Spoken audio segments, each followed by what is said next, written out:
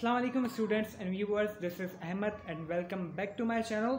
So before starting the video, make sure that you have subscribed our channel, like the video and press the bell icon too and share this to your friends.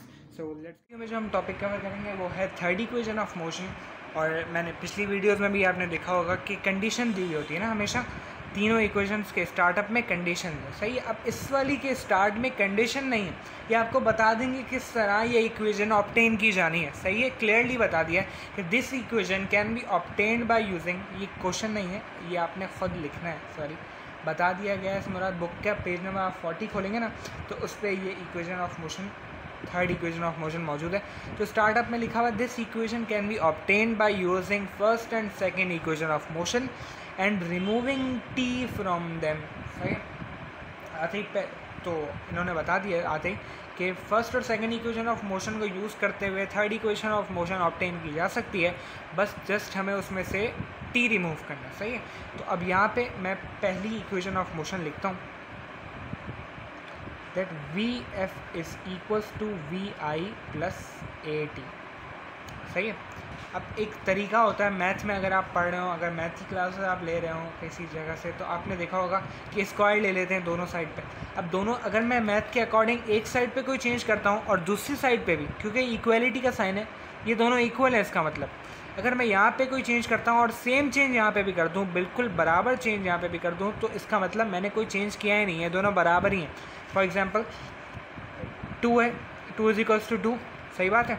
अगर मैं यहाँ पे भी square ले लूँ, यहाँ पे भी स्क्वायर ले लूँ, 2 2 ज़ा 4, 2 2 ज़ा 4, देयर इज़ नो चेंज, दोनों फिर भी बराबर ही है। चेंज है लेकिन बराबर है दोनों, कोई इनकी वो मतलब बराबरी में कोई फ़र्क नहीं आएगा। सही। अगर मैं यहाँ पे स्क्वायर ले लूँ, squaring OBS on both sides AKA।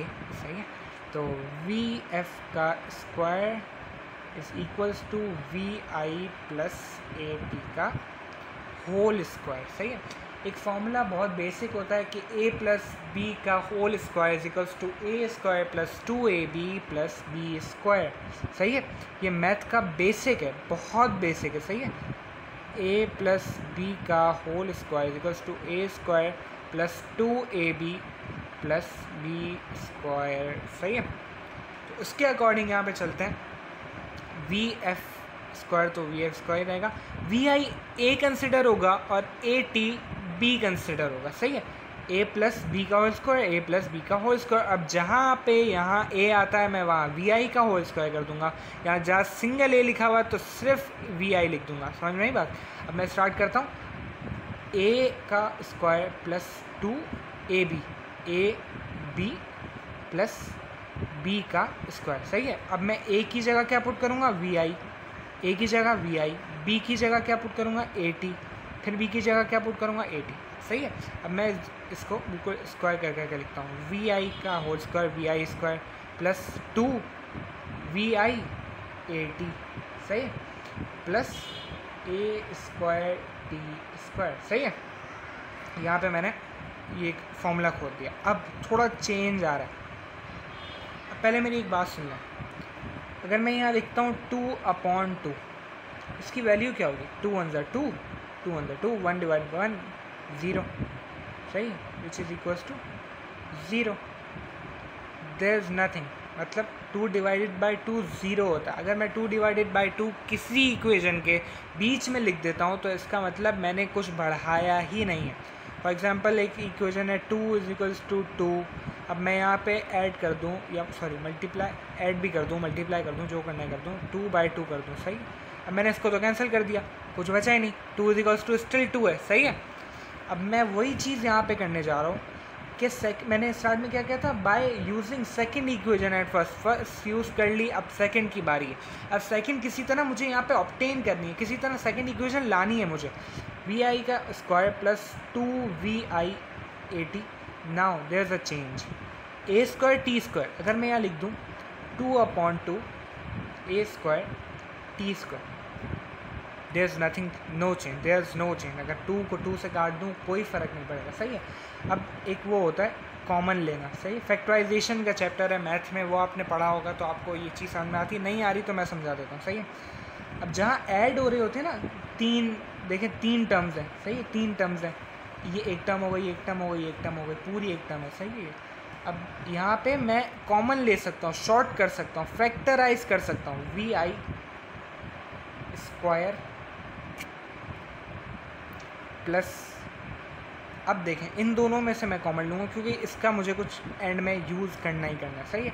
इन दोनों में से मैं कॉमन लूँगा, 2 यहाँ पे भी कॉमन है, यहाँ पे भी कॉमन है, ऊपर वाला 2 नीचे वाला यहाँ पे नहीं है, इसलिए 2/2 को मैं कॉमन नहीं ले सकता, तो जस्ट 2 कॉमन ले लिया। अब वी आई यहाँ पे है, यहाँ पे नहीं है, वी आई यहाँ पे नहीं है, सही, इसे कॉमन ले सकता। एक ए यहाँ पे कॉमन है, एक ए मैंने कॉमन ले लिया, यहाँ पे भी एक ए था, यहाँ से भी एक कॉमन, एक ए कॉमन ले लिया, सही। यहाँ पे एक ए अभी भी बचा हुआ है, टी यहाँ से एक कॉमन ले सकता हूँ, सही।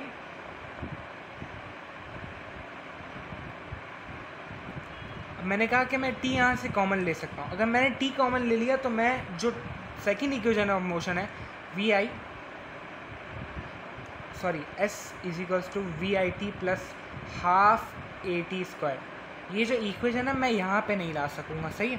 ये वाली टी मुझे चाहिए होगा। अब मैंने यहाँ से 2a निकाल लिया, अब यहाँ पे मैं पुट कराता जाऊँ, यहाँ पे vi बचा, एक t बचा, यहाँ पे 2 यहाँ से मैंने उठा लिया और ये यहाँ वाला भी 2 उठा लिया, तो यहाँ पे 1/2 बच गया।